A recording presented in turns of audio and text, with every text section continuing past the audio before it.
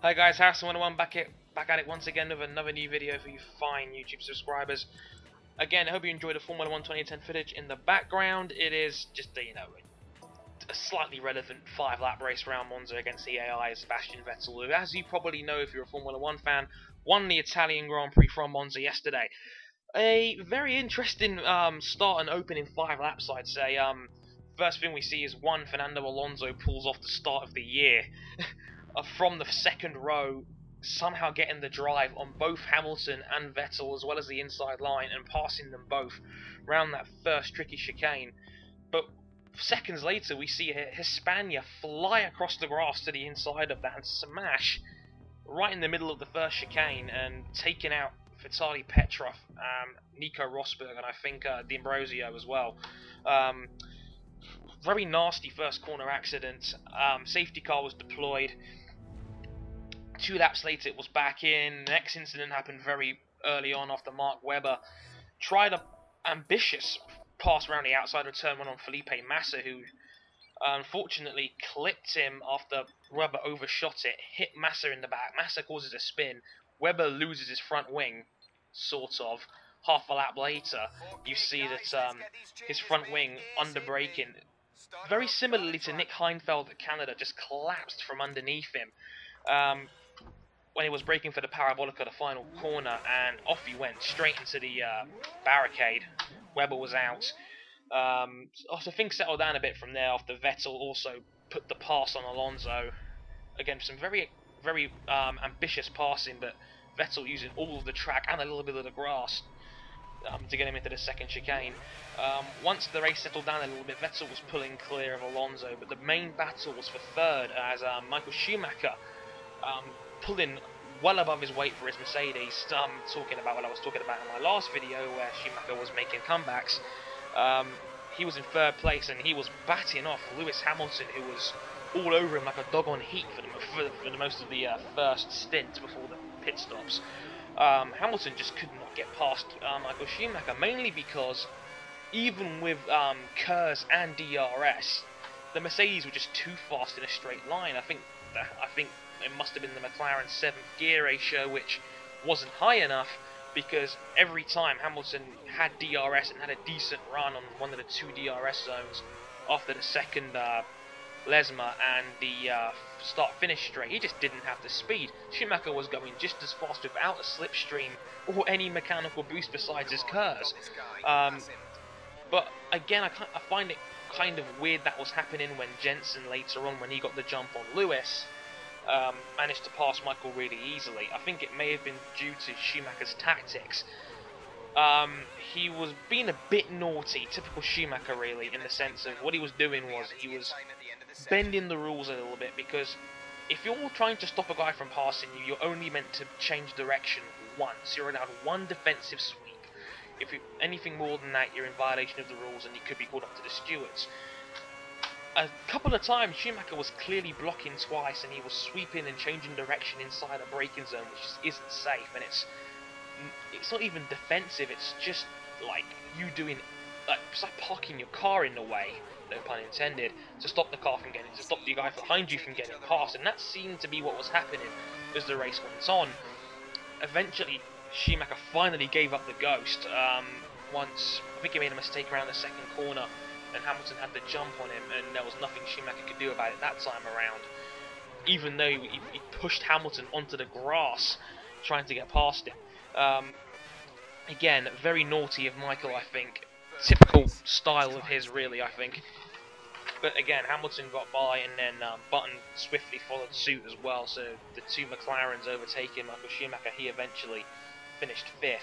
Which kind of poses an interesting question of, really, who is the team leader at McLaren? I think most would say that the 2 drivers they have, Lewis Hamilton and Jenson Button, are very evenly matched.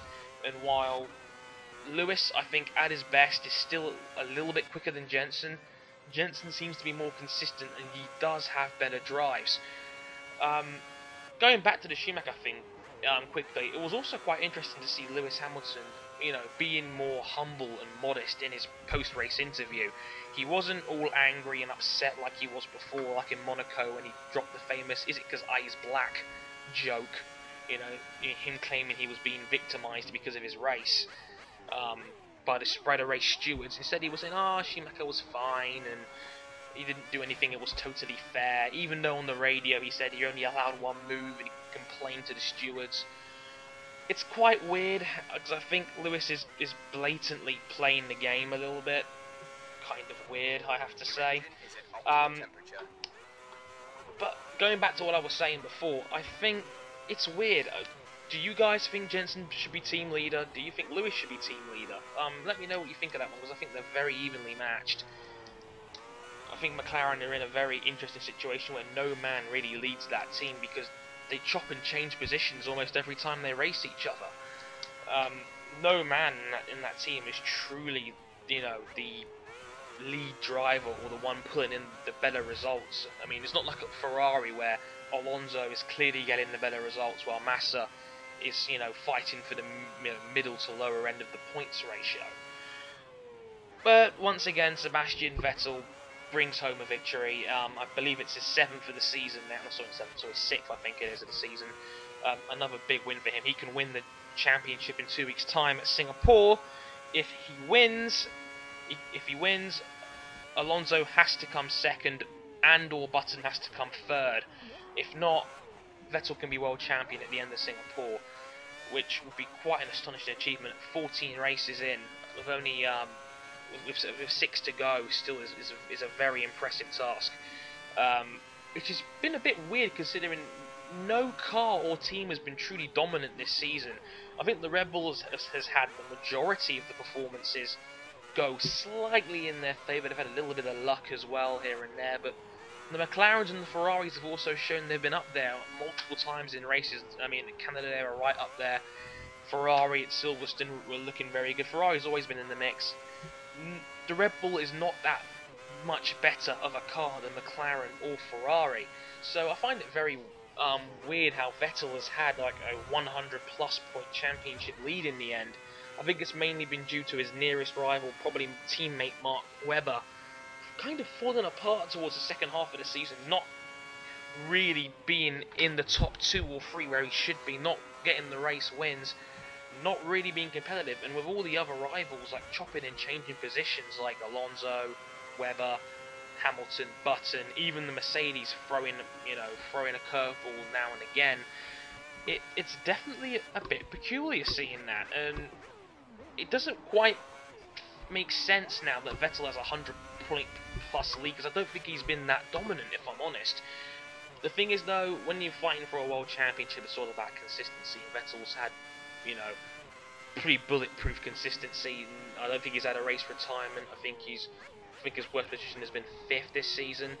He's been on the podium most of the races, and that's what wins you world championships. So, let me know what you thought of the Italian Grand Prix. Do you think, who's the better McLaren driver, Jensen or Lewis? Do you think Vettel will win the world title in 2 weeks' time? Do you think there needs to be changes at Ferrari? Because I'm starting to think that Felipe Massa is struggling a little bit still, despite his horrible accident, which was, not his fault. Of course, it was, a very unfortunate thing.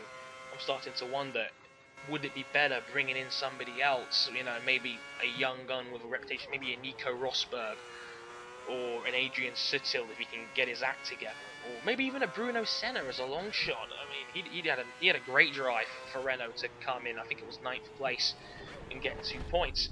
So, let me know what you guys think of all that. Let me know about the rookies, Bruno Senna, Paul di Resta, who also scored very well, and Michael Schumacher's performance as well. So please, I hope you enjoyed the video. If you liked it, please like, comment and subscribe. Thank you very much for watching. I've been Harrison101, and sayonara.